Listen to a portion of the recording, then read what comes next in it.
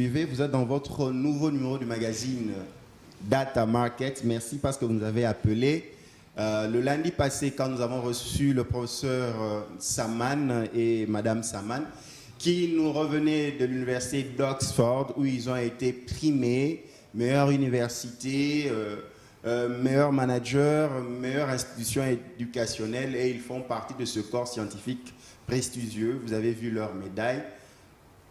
L'université d'Oxford compte parmi les plus grandes universités dans le monde, et grâce au management appliqué par le professeur Saman, sa structure et lui-même ont été primés. Je suis heureux.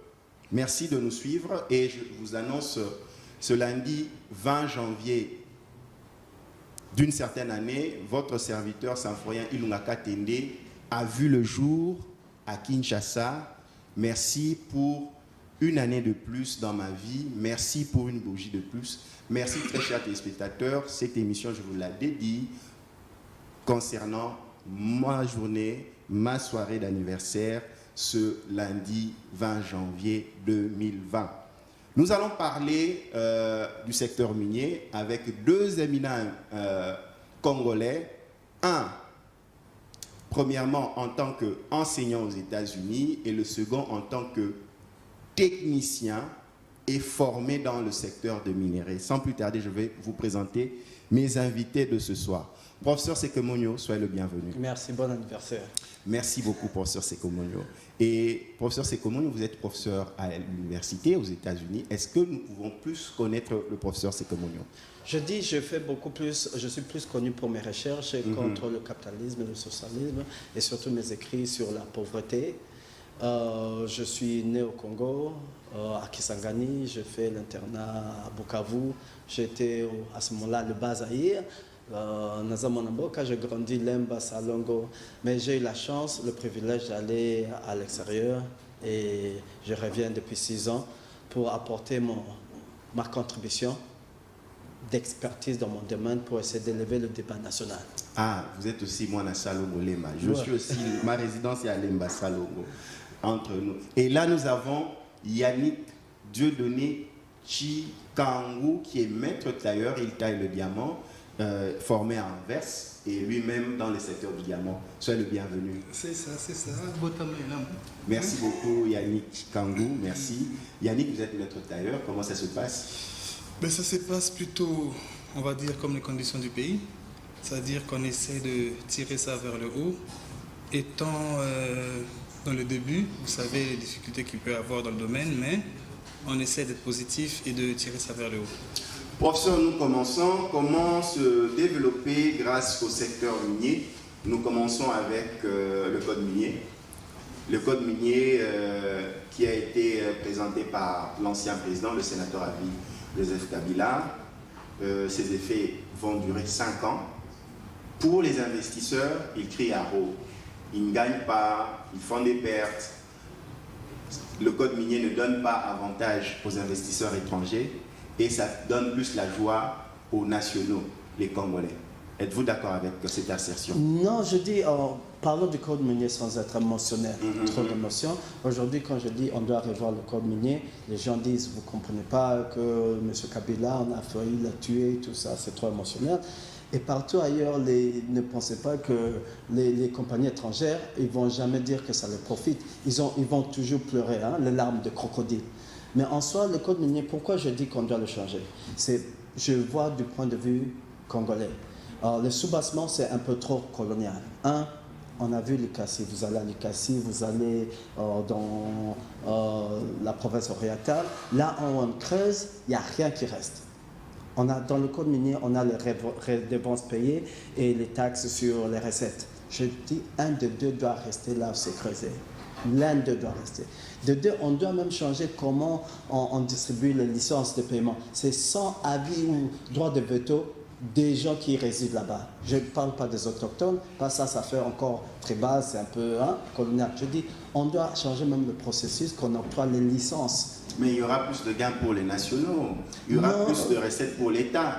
Oui, mais c'est la raison pour laquelle le gouvernement s'est battu bec et ongle pour avoir la révision de ce nouveau code minier qui a été présenté. L'idée en soi même des revenus de l'État, c'est un peu colonial. C'est encore la métropole.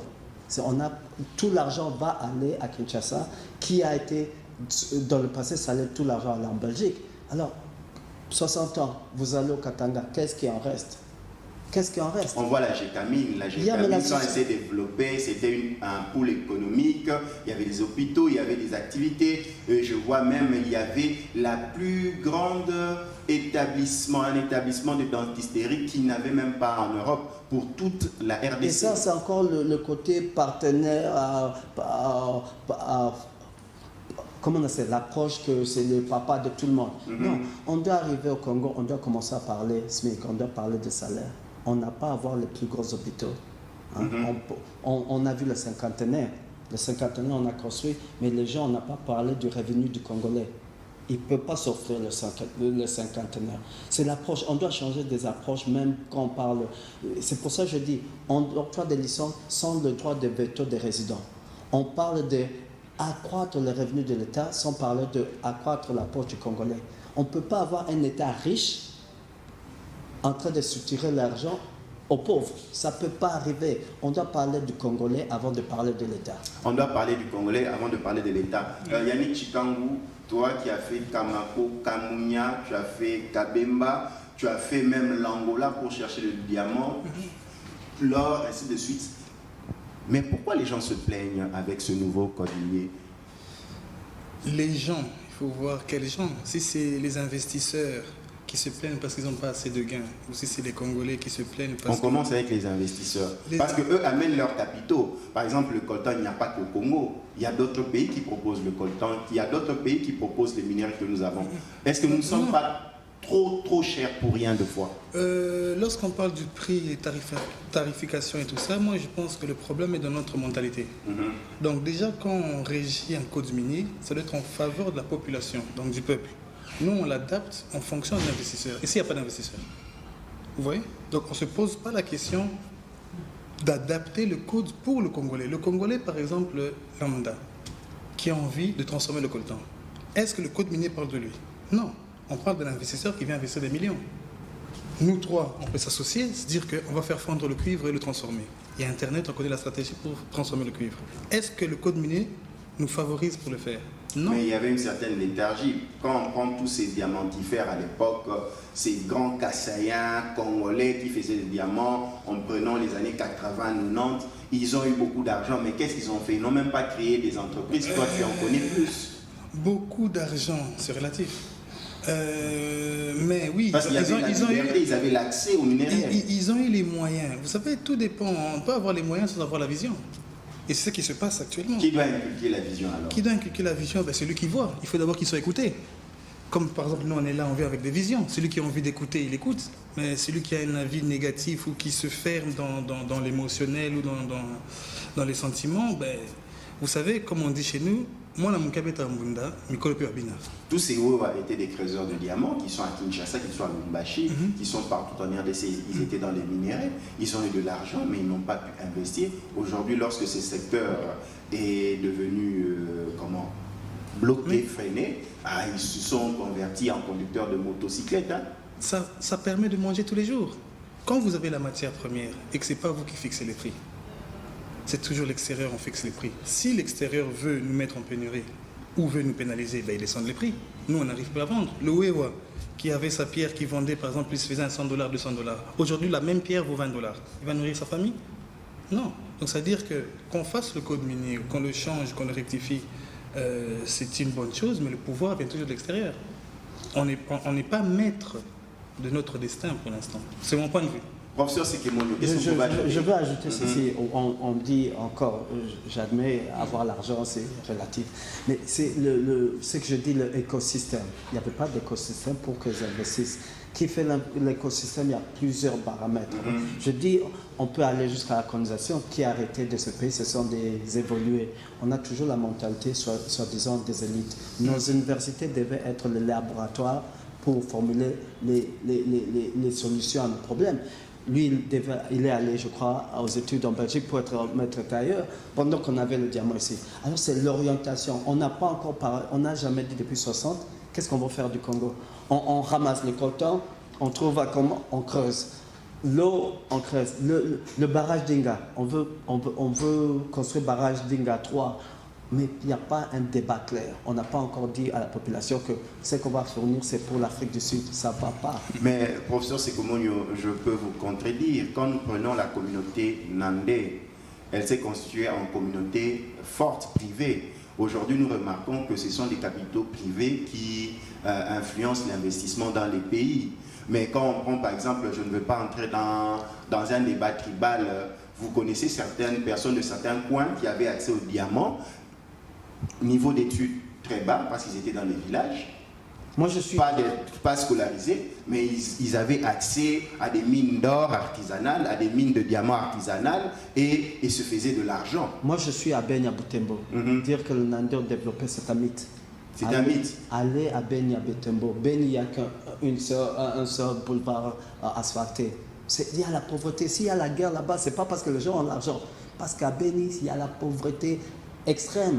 Moi, je vais à Butembo, je fais des conférences. Vous avez une université. La ville de Butembo, je crois qu'elle peut arriver jusqu'à 200 000. Vous avez une université de 500 étudiants qui font sortir 100 étudiants par an. La qualité, les investissements, c'est quoi? L'investisseur, c'est quoi? Moi, c'est ce que je suis en train d'écrire, que les Congolais n'ont pas encore lu sur mes idées, sur le niveau international. L'investisseur, c'est qui? Même la personne, la connaissance, c'est un investissement. C'est tout moyen de participer à une entreprise. Aujourd'hui, on parle d'investisseurs, on parle seulement de l'argent. Mais on ne s'apprête pas. Aujourd'hui, on a les compagnies qui viennent ici, c'est pour creuser. Pourquoi Microsoft ne vient pas ici? Parce que qui va engager? Mais creuser, c'est facile. Tu amènes des gens, ils creusent, et nous, on fait le chauffeur. On doit on doit faire arriver le Congolais d'avoir les moyens de participer au commerce, au dialogue du XXe siècle. On doit créer un écosystème pour ça. Comment créer cet écosystème? C'est ça la pratique. Comment ça va se faire? En formant les gens. Qui doit former? Le gouvernement doit investir dans la formation de son peuple. Si par exemple aujourd'hui on veut devenir un grand pôle concernant le cobalt ou concernant le cuivre ou l'uranium ou autre chose, il faut une formation. Donc, au lieu de faire venir des investisseurs qui vont en fait chercher leurs bénéfices, il faudrait d'abord que le gouvernement investisse sur sa jeunesse. Est-ce que c'est mauvais qu'un investisseur vienne chercher son bénéfice? Non, mais il n'avait pas de bénéfice, il n'allait pas venir. Exactement, le problème c'est là on est dans les affaires. On ne parle plus de développement, on parle d'affaires. Oui, d'abord des affaires qui créent des développements après. Non. C'est pas direct. Quelqu'un peut venir, je viens dans cette ville, j'ouvre une compagnie, j'amène les Chinois, disons, pour être un peu... Les Chinois viennent, ils amènent ce qu'on appelle la main-d'œuvre. Le Congolais, il nous donne la dette pour construire la route. Il se paye. Tout ce qu'on a ici, c'est la route et les gens qui travaillent chauffeurs. Est-ce qu'il a créé l'emploi? L'exemple, c'est comme le barrage d'Inga. Le barrage d'Inga va, si Inga 3 commence, ça va créer 7000 emplois. On ne fournit pas les matériaux qui vont aller à l'intérieur. 2, on n'a pas les moyens de participer à la construction. Ça veut dire quoi? Même les manger, même les gens qui vont travailler, les chauffeurs, ce seront les Congolais. Mais les ingénieurs, les designs, tout ça. Comment je dis la formule? Comment on peut préparer la main-d'œuvre de demain? C'est ma formule. C'est dire aux compagnies qui viennent creuser chez nous, on va rabaisser le taux de taxes sur les recettes si vous donnez des bourses de recherche et privées dans les universités. Mais on pourrait même dire mieux que les sociétés qui viennent s'implanter au Congo pour se développer, qui viennent s'implanter au Congo en termes d'affaires, doivent impérativement avoir ça. Donc c'est déjà dans le code minier. Oui. L'infrastructure, les écoles, les routes, les hôpitaux, c'est déjà inscrit. Donc ça veut dire... Ça, c'est la rentabilité sociale. Oui, donc ça, c'est un retombé qui va faire émerger le peuple indirectement ou directement. Vous voyez? Maintenant que le gouvernement s'investisse dans les domaines stratégiques, parce que quand on dit matière première, matière stratégique, ça revient à la force d'une population. Mais pourquoi appeler matière première, matière stratégique, tant que vous avez le coltan dans d'autres pays, le diamant dans d'autres pays? Coltan, pourquoi on veut faire un mythe sur des minéraux qu'on peut trouver? C'est pas pour cela qu'on monte des enchères? Je ne pense pas que ce soit un mythe. Il y a du cobalt, du coltan partout ailleurs, mais il faut voir la teneur. La teneur du produit. Il peut avoir le diamant partout dans le monde. Aujourd'hui, on fait le diamant synthétique. Mais ce n'est pas la même chose. C'est pas la même chose que au même prix. Non. C'est pas la même chose que le diamant. Ça diffère, le prix diffère. L'or, on peut avoir l'or de 18 carats, on peut avoir l'or de 8 carats. C'est pas la même qualité. Le Congo, non seulement il y a beaucoup de matières premières, mais la qualité en teneur est vraiment exceptionnelle. Et c'est ce qui fait que nous pouvons être le pôle du monopole de l'évolution de demain, du développement de demain. Par exemple, quand vous voyez les pays comme, vous voyez des pays comme Dubaï, j'appelle pays, les Émirats, qui deviennent la plaque tournante de la vente des minéraux, tandis qu'ils ne produisent absolument rien. Pourquoi le font? Parce qu'ils ont compris une chose. Je dis aux gens, la plus grande richesse du Congo, c'est celle qui est négligée, inexploitée, mal vue, discriminée. C'est 82 millions de Congolais. Ce n'est pas la main-d'œuvre de force. Ça veut dire Dubaï, qu'est-ce qu'il a? Comment se développer? C'est le savoir-faire. Quand on sait écrire, quand on maîtrise l'esclave du XXe siècle, qui est la machine, on est plus efficace. Hein? Quand on sait écrire au XXe siècle, on peut avoir l'aéroport, on peut ouvrir une boutique, mais on comprend le XXe siècle. Un exemple, c'est quoi? Pendant les élections, on a fermé l'Internet pendant 1 mois. Du point de vue politique, on laisse de côté. Mais du point de vue social ou économique, rien n'est tombé. Aucune compagnie n'est allée en faillite. 1 mois. Et tout a marché après et avant. Ça veut dire quoi? Notre système, notre écosystème est déjà archaïque. On doit tout refaire. On doit commencer par l'université. Moi, je dis qu'on doit avoir un haut conseil d'éducation pour réfléchir notre système d'éducation. On est encore là, on produit encore des élites. Hein, quelqu'un va à l'UNIKIN, il sort de là sans savoir comment participer, mais on dit c'est l'élite, c'est un intellectuel, c'est pas un expert, c'est un intellectuel. Yannick Chikangou, des données, comment mettre en place une stratégie pour plus de transparence dans la production et dans la gestion et même dans la vente et des bénéfices perçus du secteur minier en RDC, que ce soit pour les étrangers, les investisseurs, que ce soit pour les nationaux. Ben, déjà, à partir où on décide de transformer localement, il y aura déjà plus de transparence. À partir où on transforme localement, que ce soit des investisseurs, que ce soit des locaux qui veulent transformer une matière, il faudrait le faire localement. Donc c'est comme toi, tu es maître tailleur, tu tailles le diamant, tu as appris ça à Anvers. Donc on doit par exemple tailler le diamant ici. Par exemple, non à Dubaï, le diamant a été trouvé et produit en RDC, ça doit être taillé ici. C'est ce que le professeur vient de dire, il faut qu'on se donne le moyen de nous développer. On ne va pas demander à un Chinois qui a besoin du maïs de venir cultiver pour nous le maïs, de venir moudre pour nous le maïs et de le mettre dans le sac et de nous le vendre. Mais une taillerie de diamant, ça coûte cher. Les gens trouvent que c'est impossible de le faire. Pas pour le Congo. C'est pas cher pour le Congo. Rien n'est assez cher pour le Congo. Il y a un autre niveau que je dis qui manque dans le débat, c'est ceci. Je dis, nos matières premières, c'est pas ça qui va développer le Congo. C'est un ingrédient qui peut nous aider à nous développer. D'où cette fixation en disant que diamant, coltan, si on ferme tous les bouchons, on peut avoir une retombée peut-être de 2 milliards. On a une population de 82 millions. Qu'est-ce que c'est? C'est une goutte d'eau sur les besoins sociaux. On doit réfléchir. Il vient de la Belgique. Hein? On a dit, moi je dis l'exemple, c'est quoi? La Belgique et le Burundi, même taille, même population. Mais la Belgique est plus développée, à part la colonisation. Aujourd'hui, la dette du Burundi, c'est 1 milliard et quelques. Mais la dette de la Belgique, c'est 700 milliards. Tu donnes au Burundi 700 milliards, bien sûr, les gens vont voler. Mais ça sera la Belgique. Ça veut dire même notre système de développement, c'est encore colonial. La Belgique pouvait s'offrir le Congo creusé. Parce que tous les profits allaient chez eux pour construire. Mais nous, c'est retour, on prend le même système. Exactement. On dit on va baiser notre économie. Aujourd'hui, Anvers a fermé à cause de cela. Fermé, je ne dirais pas ça, mais il y a une pénurie de matières brutes parce que tout passe par Dubaï maintenant. Parce que Dubaï a compris que si je veux le monopole, je dois investir. Je dois investir dans les experts, je dois investir dans le personnel, je dois investir dans l'équipement. Ce que j'ai l'impression qu'au Congo, on ne peut pas faire. Même investir dans l'éducation. Est-ce qu'on, d'abord, nous les Congolais, nous ne devons pas d'abord devenir humbles parce qu'on est peut-être trop prétentieux, ceux qui nous gouvernent ne sont pas trop prétentieux en disant que le Congo est un pays gigantesque avec des potentialités énormes en minerais. D'abord, on ne devrait pas redescendre sur terre, avoir notre tête sur nos deux épaules, se regarder en face pour se dire, voici, nous avons ces différents minéraux, qu'est-ce que nous devons en faire de ces minéraux pour produire la richesse? On avait une discussion avant l'émission, c'est le populisme, l'émotionnel. C'est pas des sommes, ça marche le populisme, les émotions. Oui. Congolais, non, monsieur.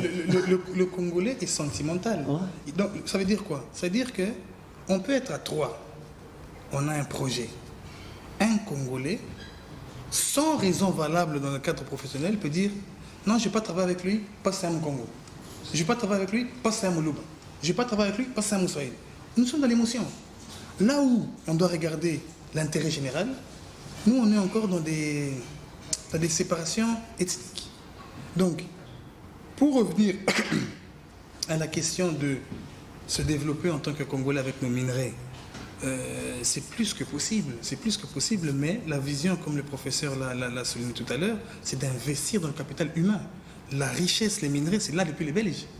Et les Belges aujourd'hui ne sont pas plus riches que le Congo qui sont venus exploiter. Et le Congolais qui a fait l'effort de se décoloniser n'est pas plus riche que le Belge. Donc c'est-à-dire que le problème n'est plus les minerais, parce que les minerais, ils y sont. Le problème, c'est le capital humain. Comment faire que... Et puis, c'est pas le tout de dire capital humain et changer de mentalité. Non, on ne change pas la mentalité comme ça, on l'oriente. Donc on a beau dire on change la mentalité, on a beau dire changer notre manière de penser, mais il faut qu'il y ait une orientation. Par exemple, notre jeunesse secondaire, primaire, nos manuels scolaires sont encore imprimés en Belgique. Ça veut dire ce que ça veut dire. Comment un Congolais va sortir du cadre colonial ou après-colonial tant que son instruction qu'il a au plus haut niveau est encore dictée par le colon? Et c'est ça que je dis, c'est pour produire des évolués, des petits noirs qui veulent la chance. Pourquoi la gestion, par exemple, des compagnies minières doit être provincialisée ou tribalisée? Je prends l'exemple. Quand vous voulez être administrateur de la MIBA, vous devez être de ce coin-là, Kassai. Quand vous voulez être administrateur de la GKMIL, vous devez être de ce coin-là, du Katanga. Est-ce que c'est pas aberrant quelque part? Cela ne contribue pas à freiner le développement du secteur minier en RDC? Je dis en général, vous venez de dire par exemple maintenant, je vous attends, vous dites les Banandés font ceci. C'est que notre état d'esprit est déjà colonisé. Ça, ce n'est fait que le symptôme, c'est un miroir du grand problème qu'on a. On doit s'attaquer de nos, comment je dis, de nos fissures ou de nos lignes de démarcation sociales. Il y a un autre débat. Ça, vous avez parlé de symptômes. Même la géopolitique, c'est bien un mot très romantique. Mais ça, c'est aussi tribalisme. Chaque tribu, on est une société où tout le monde est minoritaire. Toutes les tribus sont minoritaires. On veut se représenter. Mais ça, le plus grand problème pour moi, c'est la pauvreté. Quand vous êtes dans un camp de réfugiés, vous avez un sac, il y a 100 000 personnes. Chacun va se regrouper par sexe, par affinité. On doit s'attaquer à la pauvreté. Tant qu'on ne s'attaque pas à la pauvreté, tant qu'on ne s'attaque pas à la poche du Congolais, tant que certains espèrent, au lieu d'être intellectuels, résoudre d'être experts. Je dis un exemple, juste pour passer, je dis, il m'est rarement de voir une autorité d'une compagnie publique, je le salue et je sais quelle idéologie il a avant qu'on le nomme. Qu'est-ce qu'il va faire? Je veux dire, par exemple, l'ONEM, l'Office national d'emploi, n'a pas même de conseil d'administration. Comment vous parlez de l'emploi? Vous allez vous attaquer à l'emploi. Et l'organisation qui devait nous donner le chiffre des gens qui sont chômeurs, comment en faire, est négligée. Et je veux le Conseil économique et social, c'est l'organe qui devait donner les conseils, certaines grandes lignes des idées. Mais aujourd'hui, il y a des chefs coutumiers, il y a ceci, et ils sont négligés aujourd'hui. Ça veut dire qu'on doit s'attaquer aux vrais problèmes. C'est vrai, mais dans ce que vous avez dit, de ce que vous avez posé comme question, lorsque vous dites que pour être dans un cadre d'une société, il faut être du coin. C'est un problème qui est revenu, on va dire récemment, parce que dans la Première République, c'était un combat de mélanger les ethnies. Vous êtes au Congo, ce qui fait qu'aujourd'hui, on a des familles complètement Congo qui sont dans l'Est, il y a des familles de l'Est qui sont dans l'Ouest, et ainsi de suite, parce que Mobutu avait cette vision de mélanger, pour ne pas arriver à ça, justement. Maintenant, le capital humain est primordial. Donc, il n'y a pas d'autre sujet qui sera,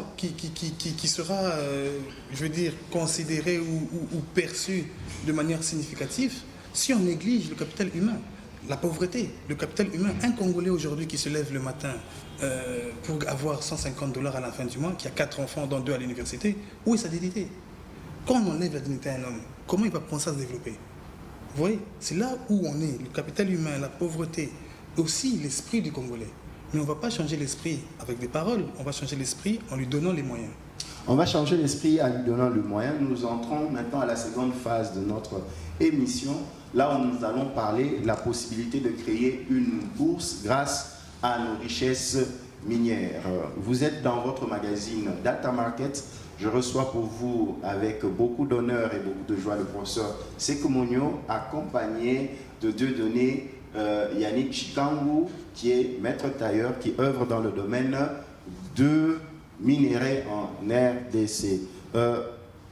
Professeur Sekou Monyo, je vais vous poser une question directe. Les téléspectateurs voudraient d'abord comprendre, on jette les bases. C'est quoi une bourse? Créer une bourse, être coté en bourse. La bourse, c'est comme si la loterie. C'est pour dire, par exemple, aujourd'hui, je peux dire, il y a des mécanismes, surtout financiers, qui ont été développés dans les années 80 parce qu'il y avait les maths. C'est pour dire, moi, je te dis, par exemple, une chose que tu n'as jamais vue, je dis, je peux vendre le pétrole dans 5 ans. Je prends 2 litres de pétrole, tu me donnes ça à $10. Dans 5 ans, je veux te donner, par exemple, de 10 litres. Qu'est-ce que je suis en train de miser? Dans 5 ans, le litre va aller de $1 à 1 penny. Ça veut dire, toi, tu as besoin. Mais toi aussi, tu es en train de miser que ça va aller à $100. Ça veut dire, c'est qu'on parle des bourses et tout ça, ce sont des mécanismes financiers à miser. Mais c'est encore très compliqué, très complexe pour l'État du Congolais aujourd'hui. Si on ne parle pas de SMIC, si on ne parle pas du chômage, on est en train de faire des sorts pour des... Est-ce que pour avoir une bourse, il faut nécessairement avoir un circuit financier fort avec des banques stables? Oui, on doit avoir l'Assemblée qui doit comprendre qu'il peut passer des lois pour renforcer les banques commerciales pour donner crédit. La Banque centrale, on doit avoir des idéologues de politique économique. C'est tout un mécanisme. Et en fin de compte, pourquoi on aura une bourse ici financière au moment où les Congolais ne peuvent pas participer? Voilà. On doit faire une bourse pour rendre le Congolais riche. Et pour que le Congolais soit riche, on doit parler SMIC. Pourquoi je dis aux gens, quand on manque, le SMIC, c'est comment on appelle, on peut décider, n'importe qui peut décider, aujourd'hui on va avoir $5 à l'heure. Quand on décide $5 à l'heure, ça veut dire que les employeurs vont maintenant demander une certaine qualité de moyens de participer. Ça veut dire qu'on ne va pas t'engager dans une boutique seulement pour balayer. Et tout ça, ça va remonter quoi? Tu dois aller dans les universités pour apprendre un nouveau talent. Moi, je dis, quand j'écris dans mon livre, je parle un peu de capital humain. Dans mes livres, j'écris toujours à l'étranger, je dis le moyen de participer ou de s'engager dans une entreprise. C'est plus fluide, les gens comprennent. Parce que quand on parle de capitaux, les gens disent économie. Aujourd'hui, le Congolais, n'a pas le moyen de participer à l'économie du XXe siècle, mais on peut créer des booms économiques artificiels. Il n'y a que des gens qui peuvent contre. On doit parler SMIC, on doit parler chômage. Il y a des triggers, il y a certains trucs qu'on peut pousser. Ça va exploser. Yannick Chikangu, avant d'entrer dans le vif du sujet, si grâce à nos minéraux, on peut avoir un marché boursier, les marchés boursiers, on va acheter des actions. Donc on achète des actions, on est dans les virtuels, on est dans les spéculations de marché. Par exemple, j'achète tel bien ou tel service sur un marché virtuel, numérique, pour que dans X période, que je puisse avoir tel bénéfice ou tel gain. Okay. Est-ce que pour la RDC, nos minéraux, dans la recherche d'être stable et de développer le pays, d'avoir des finances stables grâce aux fonds créés par la vente de nos minéraux, peut nous conduire à créer un marché boursier? Mais déjà dans ce domaine-là, la RDC se situe à une autre catégorie. C'est-à-dire qu'ayant les matières premières, donc on ne peut plus parler de virtualité, parce qu'elle les a. Celui qui est virtuel, c'est celui qui sait qu'elle aura de la marchandise dans 6 mois, 7 mois, mais parce que son appareil financier est bien installé, peut se permettre d'annoncer déjà que je vais vendre dans 5 mois, 6 mois, voilà le prix. Parce que son mode financier est évolué. Nous avons les matières, mais nous n'avons pas tout ce qui va avec. Donc, capital humain est là, mais nous n'avons pas ce savoir, nous n'avons pas cette transformation. Donc, parler de bourse, c'est un peu utopique, concrètement à l'heure actuelle. C'est un peu utopique parce que nous n'avons pas les infrastructures qui permettent de solidifier cette vision. Mais nous avons la matière. Alors, celui qui a la matière peut décider du prix à partir où il la transforme. Donc, indirectement, oui, en décidant du prix, en décidant qu'une matière est transformée, on est déjà une bourse sans lettres. Yeah. Vous voyez un peu. Donc, si maintenant, aujourd'hui, les Congolais se décidaient, parce que la moitié du coltan est vendu en Chine, ben de dire, au lieu de faire l'inverse, vous prenez notre coltan, non. Vous prenez notre coltan, vous venez faire les batteries ici. Et on veut 50% de vos actions, de vos compagnies de Là batteries. aussi, c'est possible. Mais là, on rentre dans la direction d'une bourse. Parce qu'on décide du produit fini. C'est très intéressant. Décider du produit fini. Par exemple, ceux qui viennent acheter nos matières premières ici, par exemple, nous prenons le cuivre pour aller fabriquer, par exemple, des voitures. Vous leur dites, venez faire votre usine de montage de véhicules carrément ici. Bien sûr, par exemple, quand on parle de cuivre, ben, si jamais il y avait, bon, ça existe, mais c'est toujours exporté. S'il y avait des sociétés ou des entreprises congolaises qui transforment le cuivre, nous n'aurons pas ce problème de délestage qu'on a à Kinshasa ou au Congo. Nous avons la matière pour faire en sorte que ça fonctionne. Est-ce que maintenant, c'est les matières qui posent problème? Non, c'est les gens. Professeur Sekemonio, pensez-vous que grâce, avec toute chose restante égale par ailleurs, dans une certaine conditionnalité, nous pouvons avoir un marché boursier grâce à nos minéraux? C'est ce que peut-être vous n'avez pas compris dans ma réponse. Je peux dire, on peut avoir un marché boursier, mais dont les Congolais ne vont pas participer. Donc ça sera toujours que des entreprises étrangères. Oui, parce qu'ils font l'argent. Mais oui, parce que déjà quand vous voyez le code minier, c'est avant, je dis le code minier congolais, ok, d'un certain point de vue, mais c'est plus avantageux pour l'étranger qui vient investir. Le Congolais, je ne juge pas les Congolais, mais le Congolais ne va pas mettre 1 million pour exploiter le nickel. Vous voyez ce qu'il va trouver d'abord. Donc ouais, c'est un Allemand qui a l'intérêt dans le nickel. Mais le Congolais qui est ici, il va se dire j'ai $1 million, il ne va pas le mettre dans le nickel par exemple. Parce qu'on ne lui a pas incité à aimer le nickel, on ne lui a pas incité à voir l'utilité du nickel. Non seulement ça, où est-ce qu'il va trouver le nickel? Ici, les opérateurs économiques, ce sont des opérateurs aussi politiques. Déjà, où est-ce qu'il va trouver cet argent? C'est lui l'Allemand qui va mettre 1 million dans le nickel, il est déjà dans le monde de business. Ici, ce sera un politicien, la plupart pour terre à terre, le politicien a un notaire. Et il va s'occuper de son notaire seulement quand il n'est plus au pouvoir. Voilà. Ça veut dire pour qu'il se pense au monde de nickel, il doit attendre qu'on le chasse au pouvoir, le temps qu'il récupère, qu'il pense au nickel, l'argent est fini. Alors, on peut avoir une bourse, on peut créer une bourse.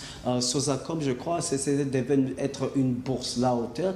On peut avoir on peut en faire, mais ça ne va pas profiter. Ça sera irrélevant pour les Congolais.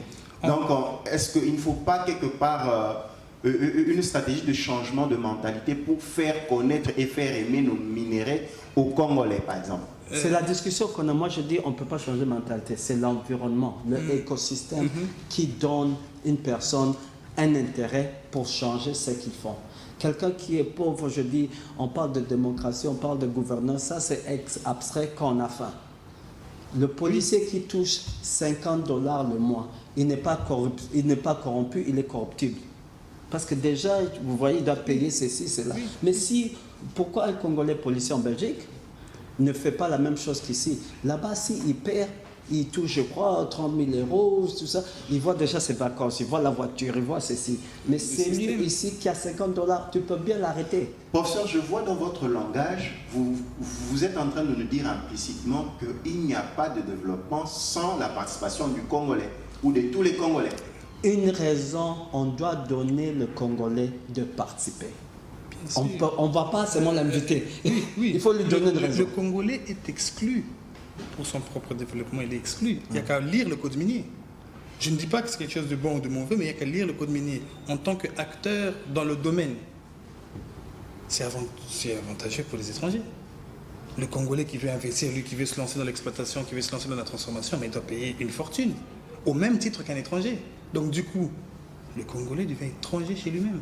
Mais ça veut dire que le Congolais doit avoir la capacité qu'il faut. Si l'étranger peut mais le pour revenir. regardez, pour avoir cette capacité-là, bien sûr que le Congo peut permettre d'avoir cette On capacité. dirait que tout doit être donné gratuitement aux Congolais.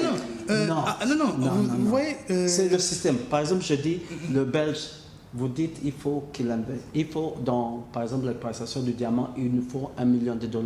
Le Belge, le système, il peut aller à sa banque et prendre le crédit. million et Mais c'est comme s'il est facilité. Le Belge paye des taxes. Le Belge a toute la panoplie des taxes. C'est la raison pour laquelle il rêve même de gagner au loto pour se débarrasser des taxes. Eux ne vivent pas dans un paradis. Pour parler de la Belgique, de ce que vous dites, le budget de la Belgique, pour parler que de la Wallonie, c'est 18 milliards. Et quand on parle du Qu'on ne budget, vient pas de nos quand on parle du budget du Congo, on connaît les chiffres. Donc, oui, le problème est là. Le problème est dans l'humain. Le problème est dans enlever cet esprit déjà de pauvreté. L'exemple cité, c'est l'exemple logique par rapport au policier. Mais le policier, je dirais encore que c'est strict. L'infirmière. L'infirmière à l'hôpital, tu ne payes pas, je ne te pique pas. Donc c'est encore plus... Tu meurs, oui, on meurt. J'ai déjà vu un bébé de naissance, c'est maquillaté pour $10. C'est là où on est. Donc, à partir où on n'a pas de dignité, le gouvernement ou les autorités ne respectent pas l'humain congolais.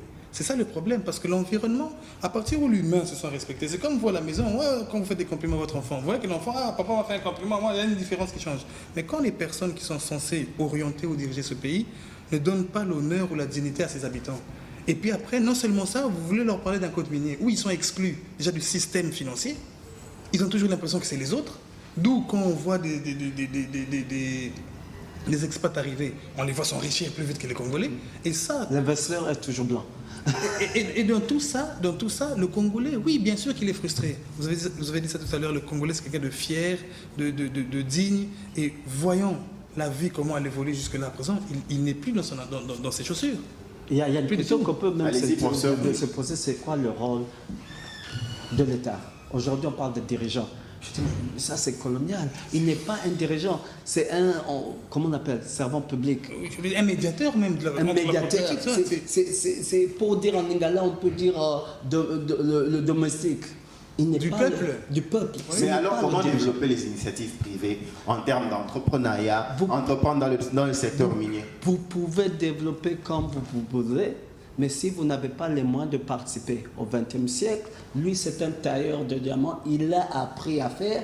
Le monsieur qui se réveille, qui se dit il peut tailler un diamant comme ça, il ne peut pas. Vous pouvez, l'entrepreneuriat c'est quoi?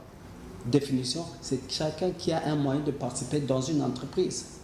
Et moi, chacun sa force. Sa force du 20e siècle. C'est lui qui a l'argent, c'est lui qui a la connaissance, c'est lui qui a fait ceci, c'est lui qui... Tout ça, on doit répondre. Aujourd'hui, on parle il y a des conférences sur l'entrepreneuriat, on parle seulement d'un côté. On parle de leadership.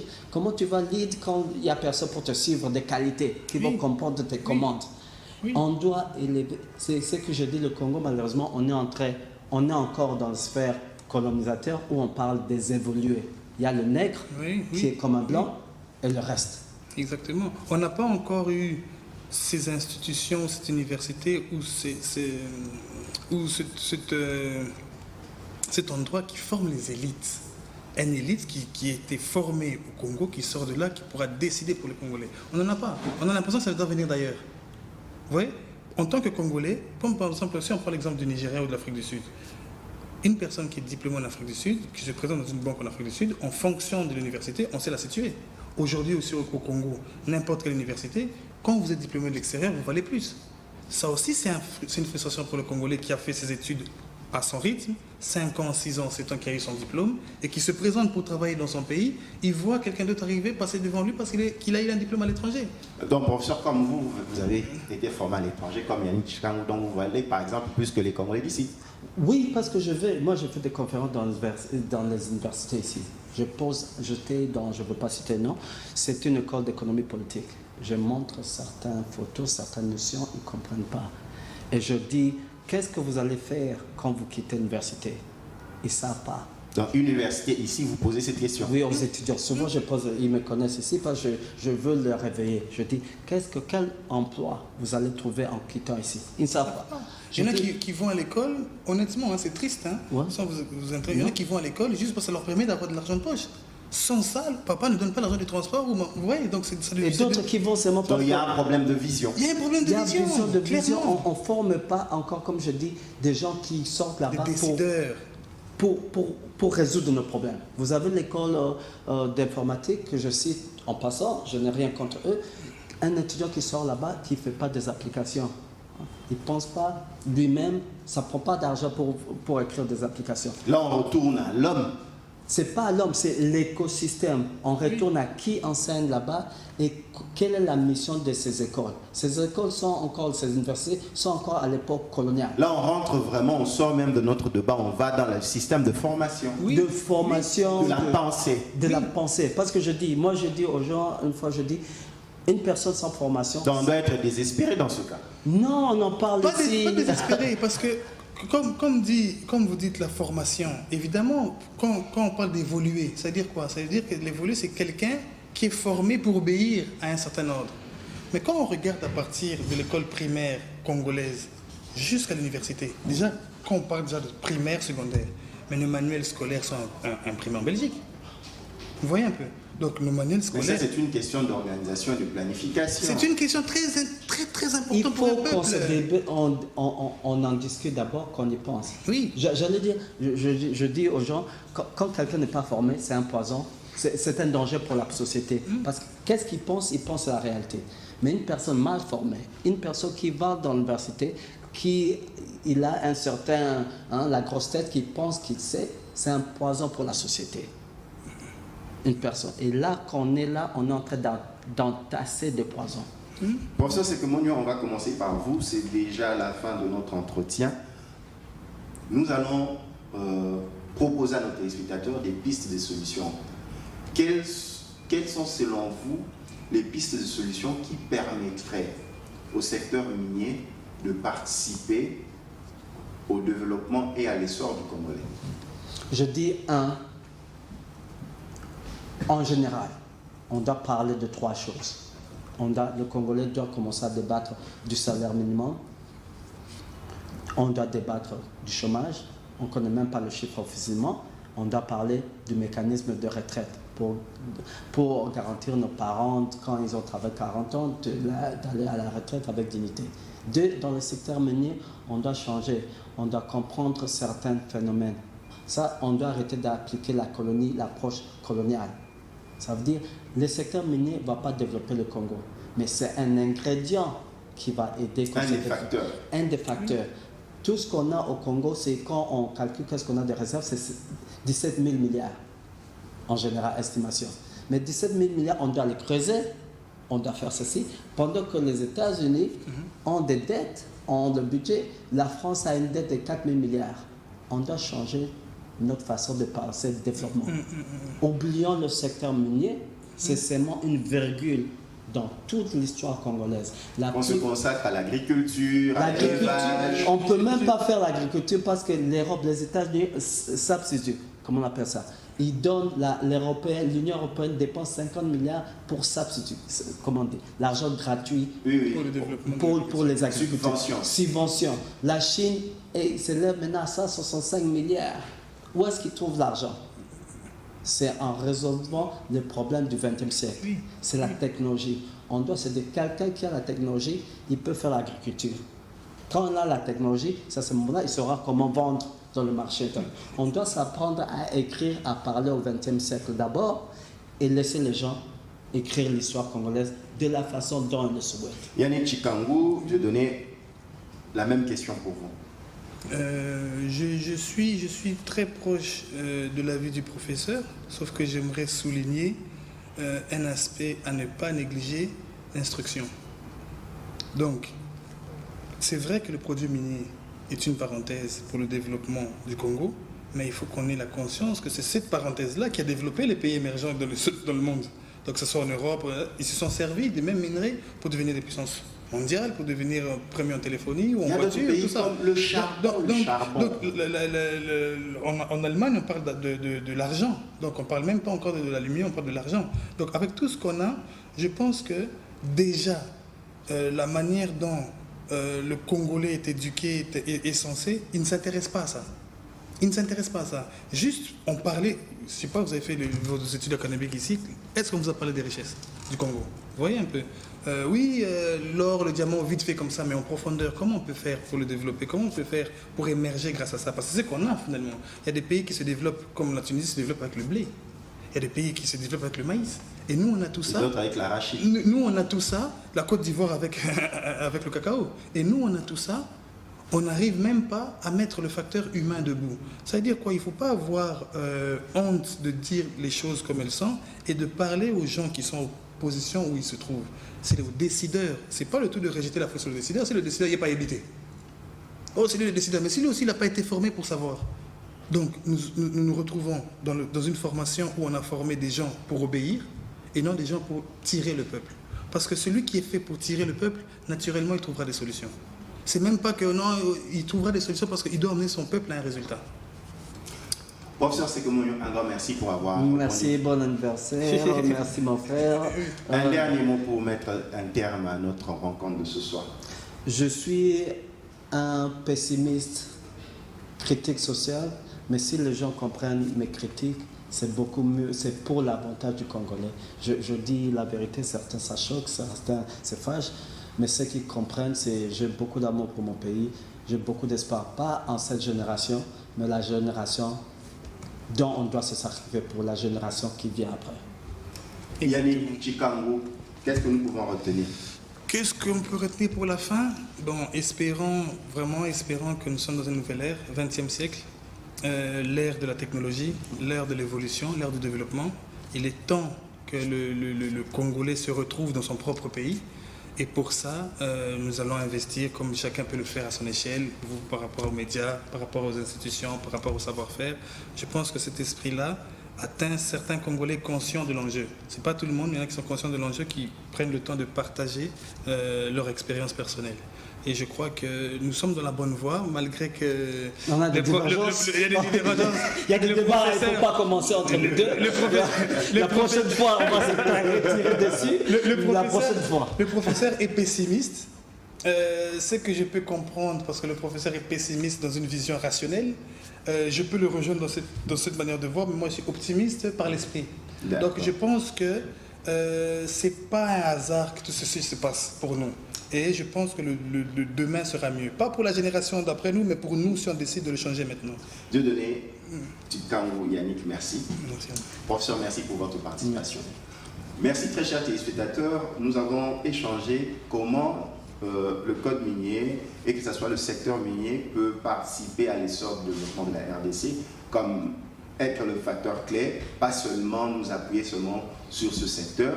Comment se développer, comment avancer. Nous avons parlé code minier et de la bourse, comment c'est possible pour la RDC. Vous nous avez raté ce lundi à 22h juste sur Kin 24 Télévision.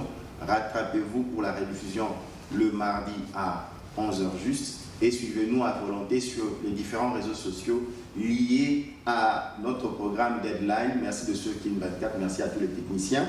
Et encore une fois, merci. Ce soir ou à n'importe quelle heure vous nous suivez, ce lundi 20 janvier 2020, c'est mon anniversaire. Votre humble serviteur, Safran Katene. Quant à moi, je vous dis à la prochaine. Que